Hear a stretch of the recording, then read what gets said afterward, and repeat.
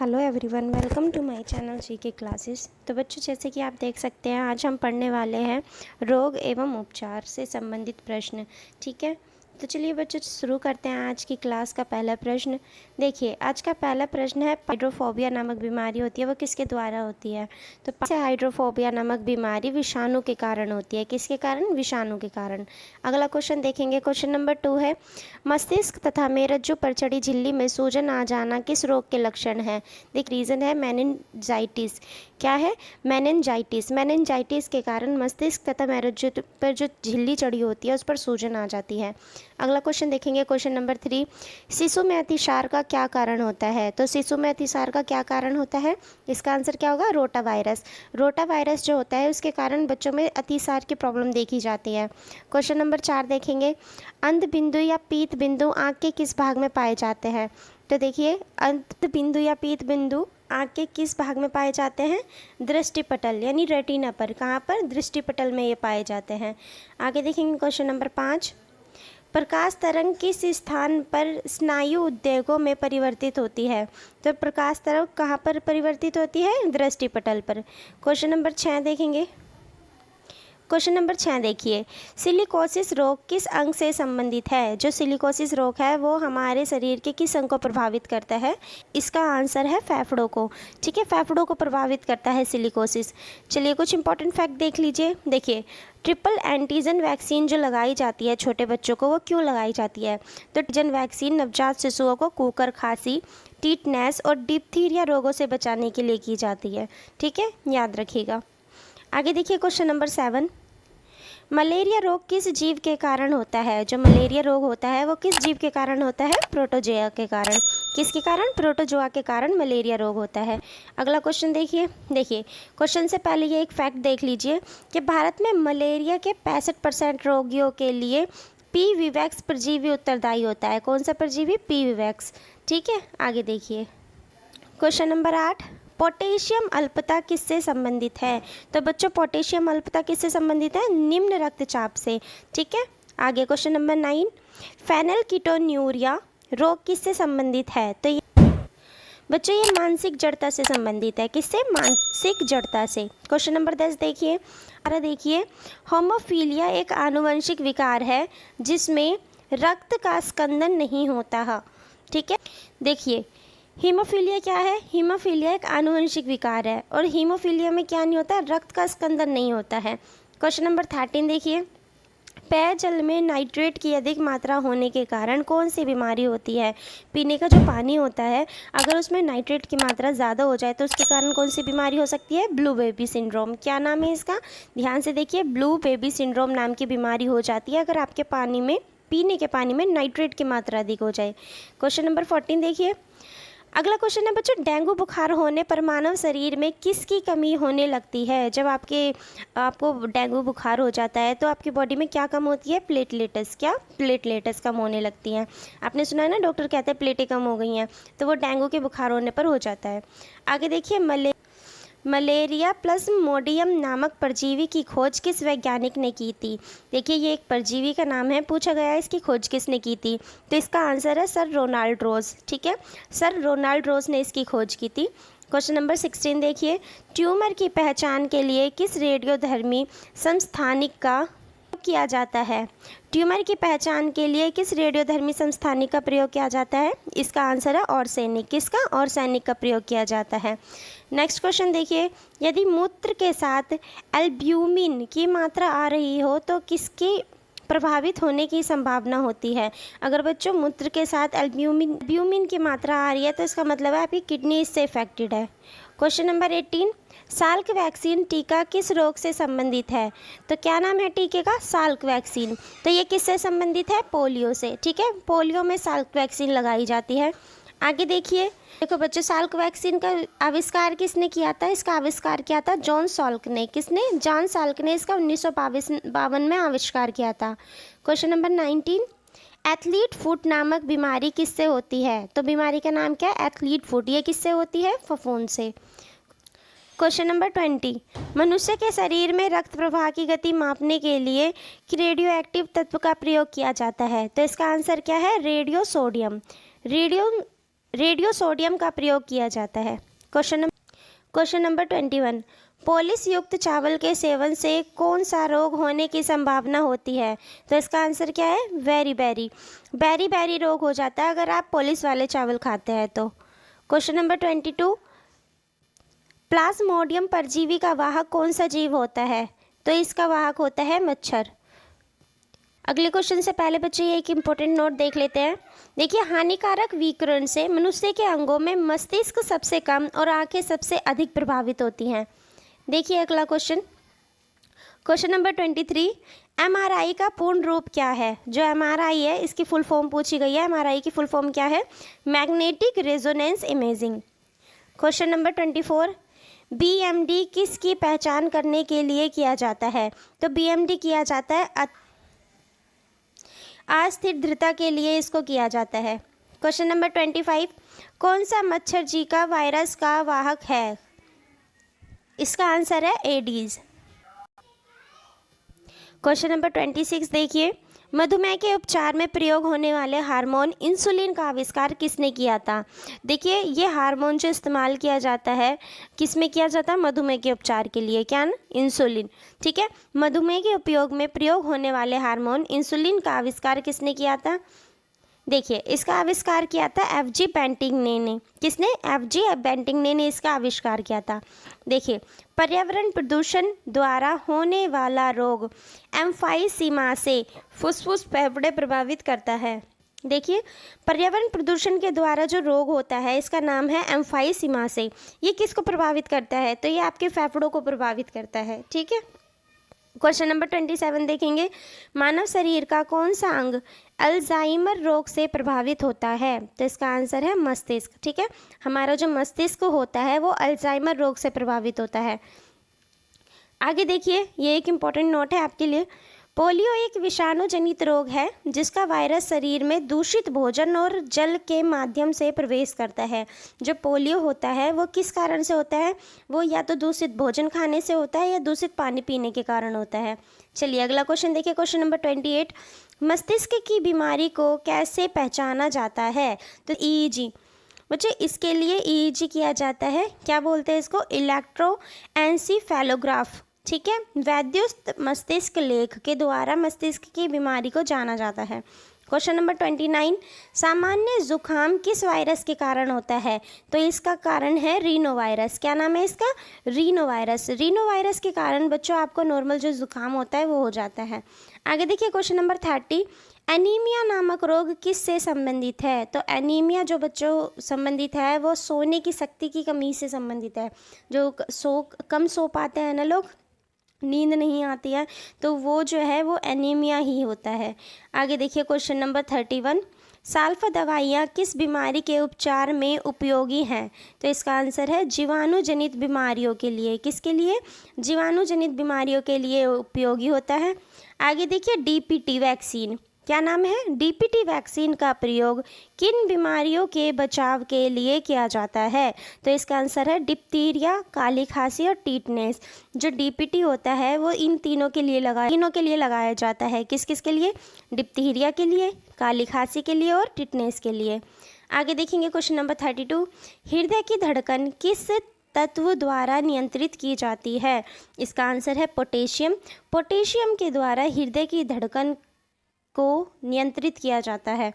आगे देखिए question number 36, संक्रमित चूहे के काटने से कौन सा रोग होता है? तो बच्चों, जो संक्रमित चूहे होते हैं वो अगर काट ले उससे हो जाता है प्लेग रोग। कौन सा? प्लेग रोग।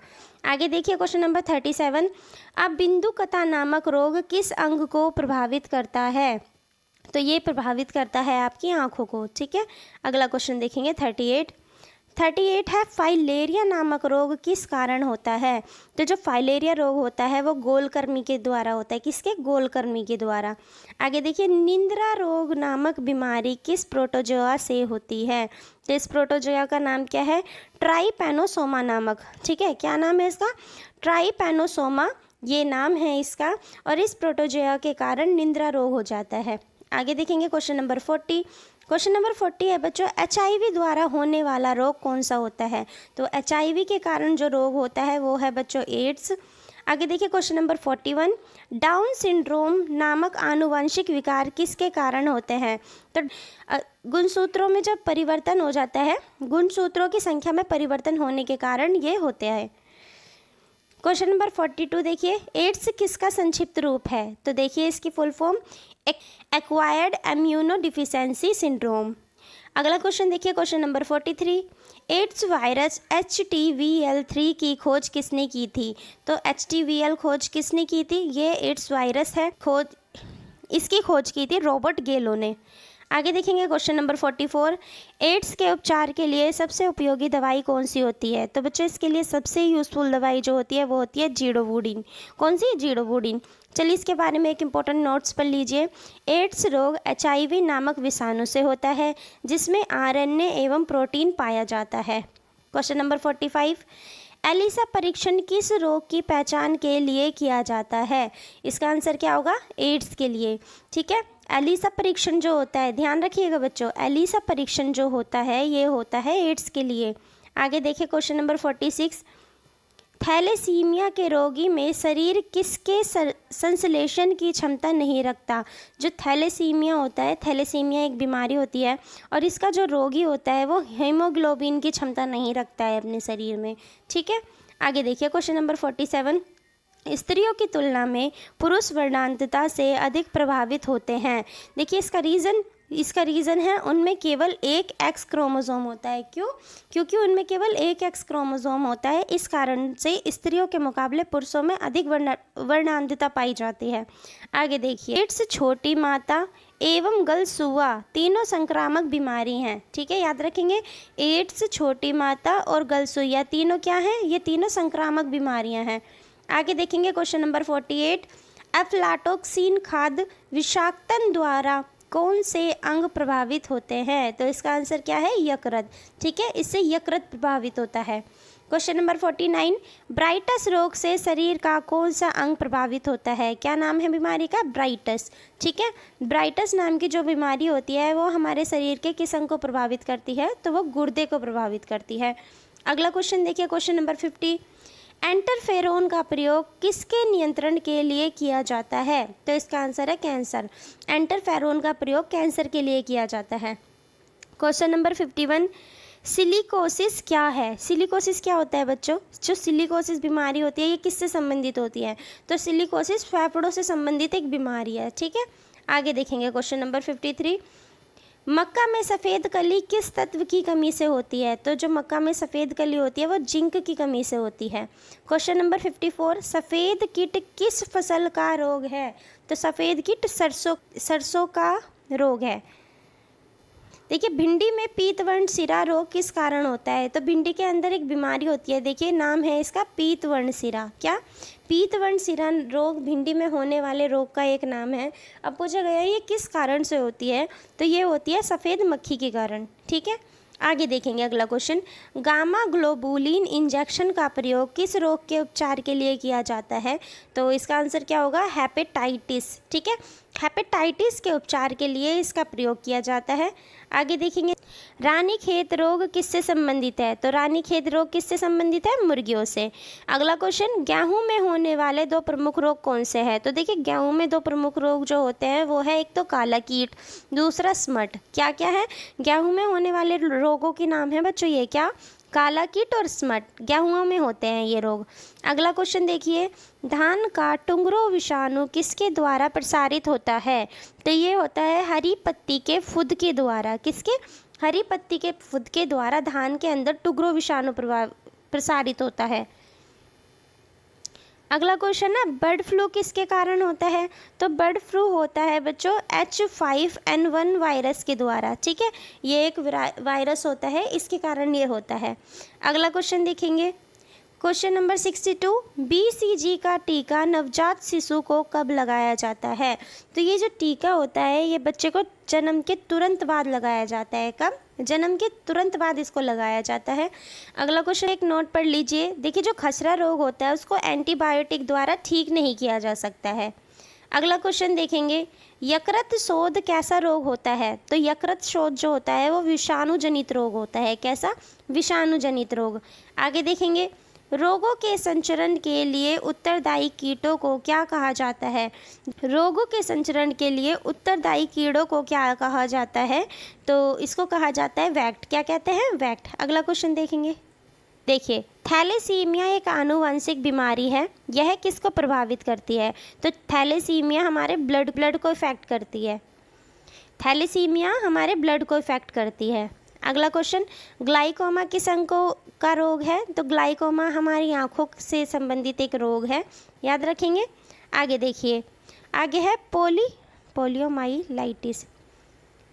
अगला क्वेश्चन, पोलियोमाइलाइटिस रोग किससे फैलता है? तो पोलियोमाइलाइटिस रोग फैलता है विषाणु से। किससे? विषाणु से। रक्त में आरएच क्या है? तो जो ब्लड के अंदर आरएच पाया जाता है वो क्या होता है? वो होता है प्रतिजन। अगला क्वेश्चन देखेंगे, टिक्का रोग किससे होता है? टिक्का रोग किस में होता है? तो टिक्का रोग होता है मूंगफली में। अगला क्वेश्चन, हैजा रोग किस विषाणु के कारण फैलता है? तो इसका आंसर है विब्रियो कोलेरी। ठीक है, विब्रियो कोलेरी के द्वारा हैजा रोग फैलता है।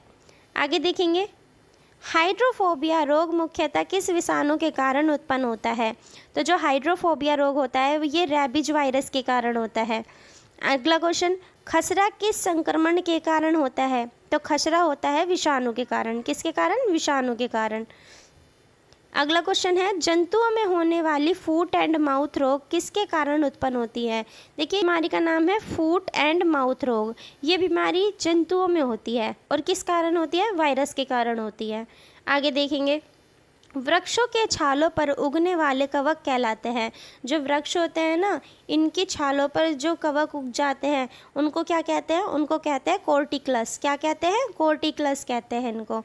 आगे देखिए, खैरा रोग किसके कारण होता है? खैरा रोग होता है जस्ते की कमी के कारण। याद रखेंगे। चलिए, फिर है चाय में लाल रस्ट रोग किसके कारण होता है? तो चाय के अंदर जो लाल रस्ट रोग होता है वो होता है हरे शैवालों के कारण। ठीक है। अगला क्वेश्चन, नींबू का कैंकर रोग किसके कारण होता है? तो नींबू का कैंकर रोग होता है जीवाणुओं के कारण। क्वेश्चन नंबर 79 है, जीवाणु पचे हुए भोजन में मौजूद विषैले पदार्थ का कौन सा अंग चूषण करते हैं? तो इसका आंसर क्या है? यकृत। आगे देखिए, आनुवंशिकी का जनक किसे कहा जाता है? तो आनुवंशिकी का जनक कहा जाता है जी.जे. मेंडल को। याद रखेंगे। अगला क्वेश्चन, काला जार का संचार किससे होता है? तो काला जार का संचार होता है सीकता मक्खी से। किससे? सीकता मक्खी से काला जार का संचार होता है। अगला क्वेश्चन है, खांसी के बचाव के लिए शिशुओं को कौन सा टीका लगाया जाता है? तो ये लगाया जाता है डीपीटी। ठीक है, डीपीटी नाम का टीका लगाया जाता है बच्चों को खांसी से बचाने के लिए। आगे देख, खाज किस कवक के कारण होती है? जो खाज या खुजली होती है वो किस कवक के कारण होती है? तो वो होती है बच्चों एक्रेस इसके बीज के द्वारा। किसके? एक्रेज इसके बीज के कारण होती है। अगला क्वेश्चन है, गलसुआ रोग किससे संबंधित है? तो गलसुआ रोग संबंधित है मम्स वायरस से। याद रखेंगे। अगला क्वेश्चन, चेचक किस विषाणु के कारण होता है? तो चेचक होता है वेरियोला वायरस के कारण। अगला क्वेश्चन, चलो बच्चा, छोटी माता किस विषाणु के कारण होता है? तो छोटी माता होता है वेरिसेला वायरस के कारण। किसके कारण? वेरिसेला वायरस के कारण छोटी माता होती है। आगे, पर्णहरित में कौन सा मुख्य तत्व पाया जाता है? तो पर्णहरित में कौन सा मुख्य तत्व पाया जाता है? मैग्नीशियम। आगे, पुरुष सेक्स हार्मोन कौन सा है? तो पुरुष सेक्स हार्मोन कौन सा है? टेस्टोस्टेरोन। याद रखेंगे ना। अगला क्वेश्चन देखिए, आनुवंशिकता की इकाई को क्या कहते हैं? बच्चों, आनुवंशिकता की इकाई को जीन कहते हैं। आगे देखेंगे अगला क्वेश्चन। अगला क्वेश्चन है, ट्रेकोमा बीमारी किससे संबंधित है? तो ट्रेकोमा बीमारी किससे संबंधित है? ट्रेकोमा बीमारी संबंधित है आपकी आंखों से। आगे देखिए, फेरोमोन्स किस में पाए जाते हैं? फेरोमोन्स पाए जाते हैं कीटों में। क्वेश्चन नंबर 92, आयोडीन किससे प्राप्त होता है? तो आयोडीन किससे प्राप्त होती है? लैमिनरिया शैवाल से। किससे? लैमिनरिया शैवाल से आयोडीन प्राप्त होता है। अगला क्वेश्चन है, गुर्दे की पथरी को किरणों द्वारा तोड़ना क्या कहलाता है? अगर आपके गुर्दे में पथरी है और उसको अगर नहीं, आपके नहीं होनी चाहिए। देखिए, अगर गुर्दे में पथरी होती है तो उसे किरणों के द्वारा तोड़ा जाता है और उसकी प्रक्रिया को क्या कहते हैं? लिथोट्रिप्सी, क्या कहते हैं? लिथोट्रिप्सी इसको कहते हैं। लिथोट्रिप्सी के द्वारा गुर्दे की पथरी को तोड़ा जाता है, याद रखेंगे। आगे चलिए, अगला क्वेश्चन है, प्रथम डायनोसीरियम केंद्र कहाँ स्थापित किया गया? जो पहला डायनोसीरियम केंद्र था कहाँ पर स्थापित किया गया था? हैदराबाद में। ठीक है, अगला क्वेश्चन देखिए, कृत्रिम रेशम को किस नाम से जाना जाता है? तो बच्चों जो कृत्रिम रेशम होता है उसको रेयोन के नाम से भी जाना जाता है। अगला क्वेश्चन, कोलेस्ट्रॉल क्या होता है? तो कोलेस्ट्रॉल बच्चों जंतु वसा में उपस्थित वसीय अल्कोहल होता है, याद रखेंगे। अगला क्वेश्चन देखिए, क्वेश्चन नंबर 97 है, कार्बन डेटिंग विधि का प्रयोग किसकी आयु निर्धारण हेतु किया जाता है? तो इसका प्रयोग किया जाता है जीवाश्मों की आयु निर्धारण करने के लिए। क्वेश्चन नंबर 98 देख लीजिए, पेनिसिलिन का आविष्कार किसने किया था? तो पेनिसिलिन का आविष्कार किया था अलेक्जेंडर ने। अगला क्वेश्चन, क्वेश्चन नंबर 99, सोने की बीमारी किस प्रोटोजोआ के कारण होती है? तो सोने की बीमारी होती है ट्रैपनोसोमा के कारण। किसके कारण? ट्रैपनोसोमा के कारण सोने की बीमारी होती है। क्वेश्चन नंबर 100 देख लीजिए, नींबू में डाइबैक किसकी कमी के कारण होता है? तो नींबू में जो डाइबैक होता है वो होता है कॉपर की कमी के कारण। ठीक है बच्चों, अगर आपको वीडियो पसंद आई है तो वीडियो को लाइक करें, शेयर करें और हाँ, साथ ही हमारे चैनल जीके क्लासेस को सब्सक्राइब करना बिल्कुल ना भूलें।